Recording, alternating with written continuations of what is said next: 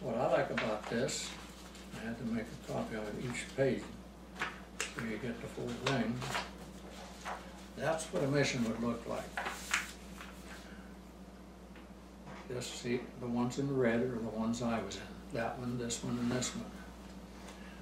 Say the division takes off here, and they go in, bingo, hit the target, Leipzig, then we come back out of there, and this is the return.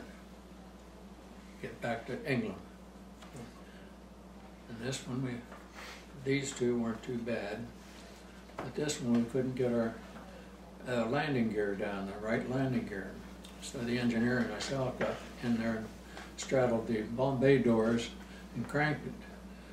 But I guess we must have been a little excited because we sheared the shaft that goes out. It was supposed to loosen the lock so the gear would drop down. So we said, well, we called Pappy and said, Pappy, if you give us a few minutes, he said, I got enough fuel, we can make it. All right, we'll go ahead and disconnect the ball turret and we'll drop it once we get back to England. Let us know if you find a big field or a big body of water, and we'll drop it so no one will get hurt. The British thought it was a landmine and they put a perimeter guard around it. So we came back and we landed alongside the runway with the gears unextended, up and locked. And we slid along, and I've got some pictures of us after we got done because the CEO had his photographer crews out there, both movie cameras and stills. And it was also on this mission I was supposed to make the pictures of the strike. And that's on another sheet. Because they thought we were doing pretty good. Now on this one, you see the 12th 9th Air Force were coming up from Italy and the Mediterranean to help hit some of the targets. So that was, and I didn't go on this race. But again, you see how they divert crews. All the black aircraft there are supposed to be the enemy fighters. And the fellows that were flying with the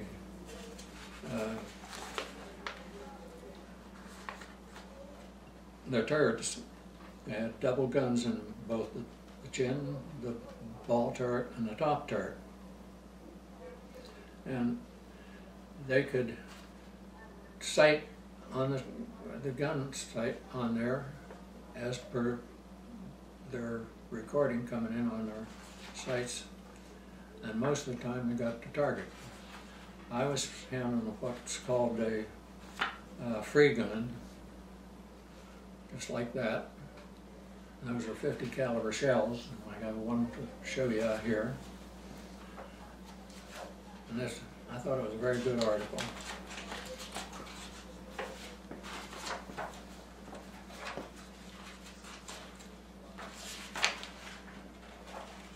That's more of it. What I like to hear is food in the cop shops, 5 cents. So you'll get 2 copies of all of this. Thank you.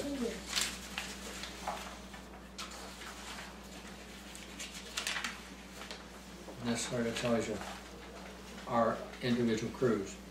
The pilot wrote this up and gave us each a copy. And on this picture,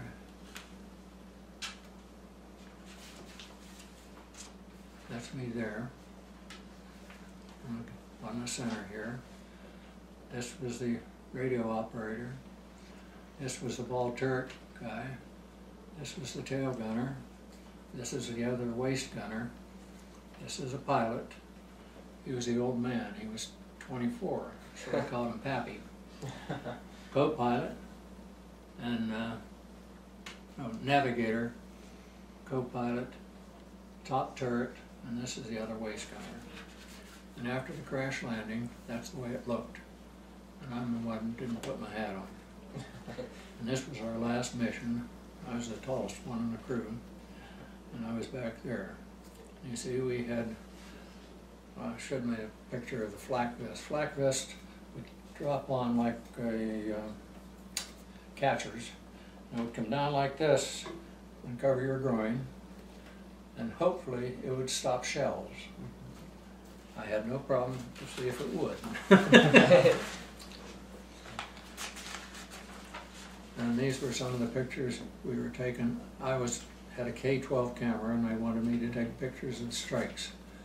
So this is other airplanes with us, and then this target, but they're not that good and blown up. So that's in your kit. Okay.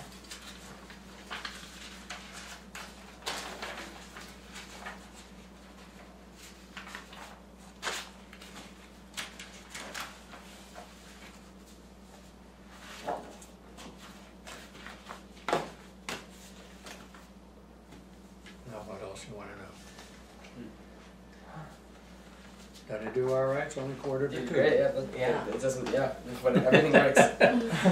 So, did you have a lot of personal experiences where you were like really full of fear while you were flying?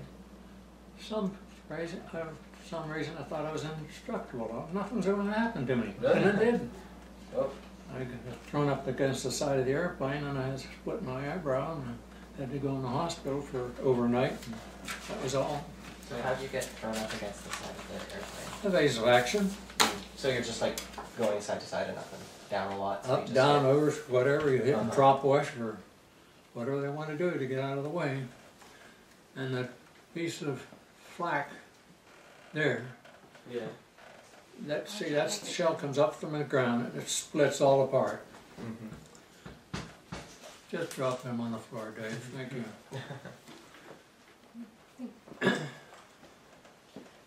And that came into the heel of, I was on a step, a wooden step.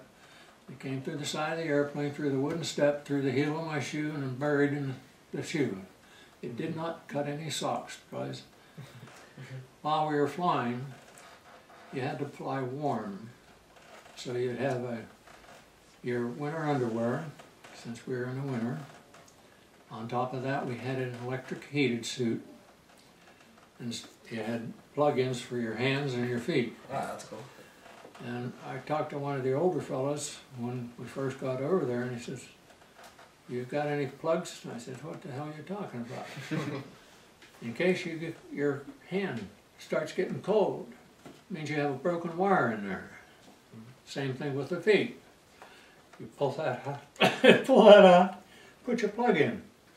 You know, to get the rest of the suit working, keep your hand working like that to keep it warm. And this was the crew member wings. And this was when I went to a bomb group reunion. One of the first one was here in Sacramento. And I went in, I thought, well, they should have a list of all the guys that are here. So I went down the list. My God, there was the pilot's name. Frederick B. Wenger. A wonderful pilot. He was from Ohio, and he had been in the National Guard, and he was teaching deaf and dumb schools in Columbus, Ohio, I think it was. And he then went into the field artillery, but he said, "I think I'd rather fly." So he transferred out to the Air Force. And I met him, he was a first lieutenant,